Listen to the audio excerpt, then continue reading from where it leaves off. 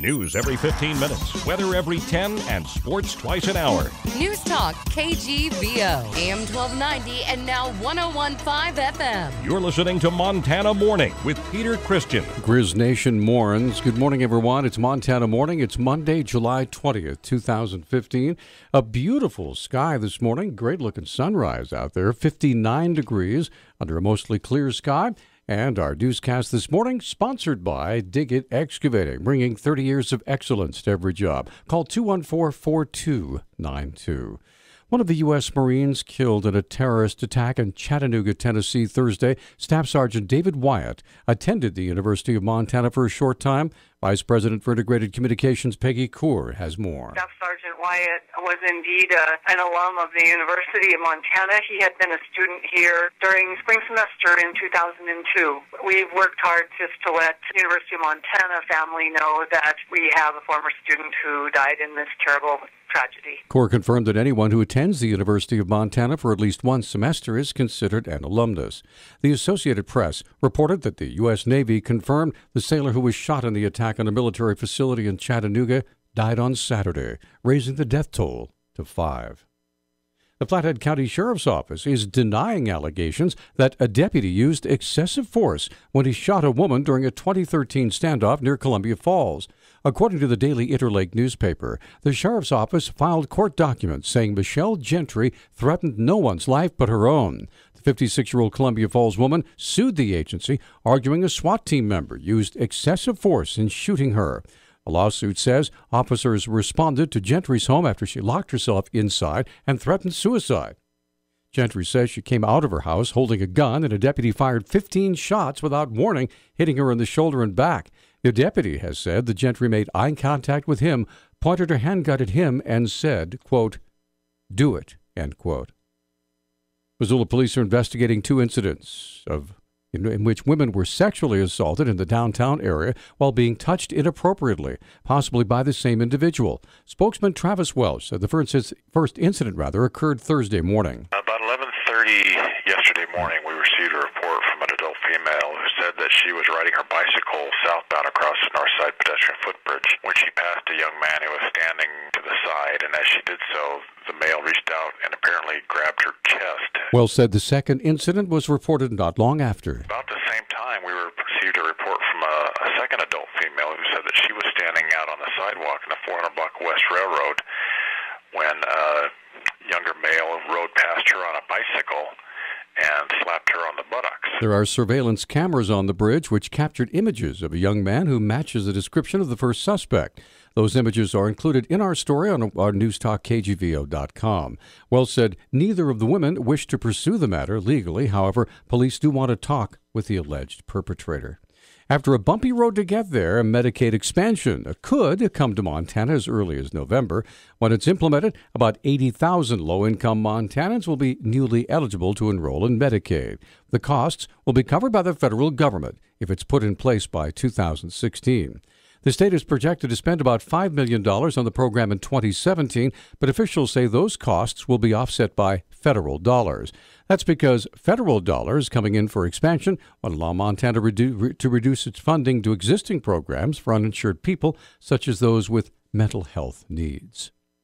Montana Congressman Ryan Zinke called into the KGVO radio studios Friday morning. He weighed in on the terrorist shootings in Chattanooga. Well, obviously, my heart goes out to the families, the Marines, and our foreign policy, has always been, fight on foreign shores. Unfortunately, it is here.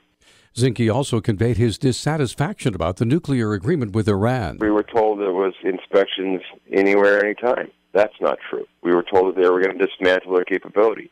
That's not true. We were told on specifics of how we're going to monitor and when, and that was different. Zinke refused to say which Republican of the 15 running for president so far he has chosen to support. Authorities in Flathead County say a man has died in a house fire in the community of Evergreen. The fire occurred Saturday morning. It was reported about 9:30 a.m. by a neighbor.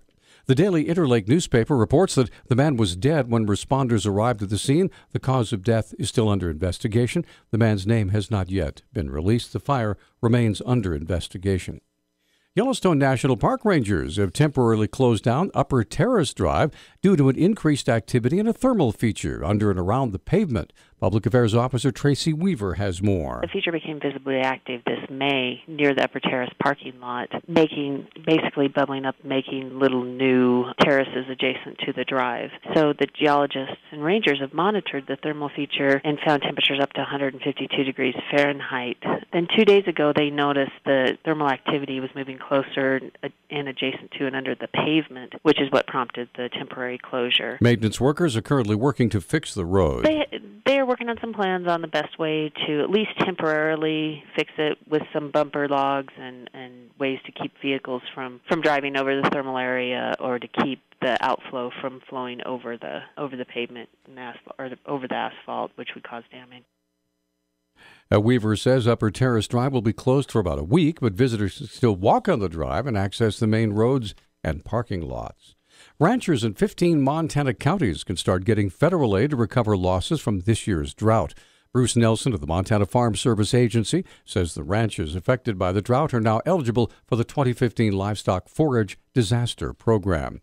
The counties eligible for drought assistance are Beaverhead, Deer Lodge, Flathead, Glacier, Granite Lake, Lewis and Clark, Lincoln, Mineral, here in Missoula, Pend Oreille, Powell, Ravalli County, Sanders, and Silver Bow.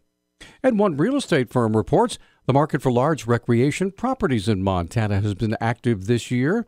Dave Johnson of Hall & Hall Realty in Bozeman says so far this year, Montana has seen 6 sales of properties valued at $15 or more. Among the big sales Hall & Hall has overseen is the 10,600-acre Chimney Rock Ranch west of Big Timber and the Willow Creek Ranch west of Livingston. Johnson told the Billings Gazette newspaper that the recent sales are a sign of buyers' increased confidence in the U.S. economy. Hall & Hall has offices in other western states. Johnson says Wyoming is getting more attention, but not as much as Montana. And finally, the FBI and the U.S. Department of Labor are investigating the bankruptcy of a Montana appliance and electronics store that rendered its employee stock ownership plan worthless. The FBI notified former Vans Incorporated employees who participated in the plan of the investigation in letters sent last week.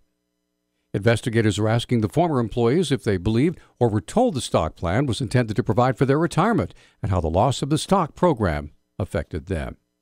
Our News Talk time now is 6:12. News Talk, KGVO. Missoula's official weather station. Warming up again today as we head into the afternoon. Expect a high of right around 89 degrees. We should see a few clouds building in the afternoon, but for the most part, we will stay dry. I'm meteorologist Matt Gray for KECI 13, your first alert station.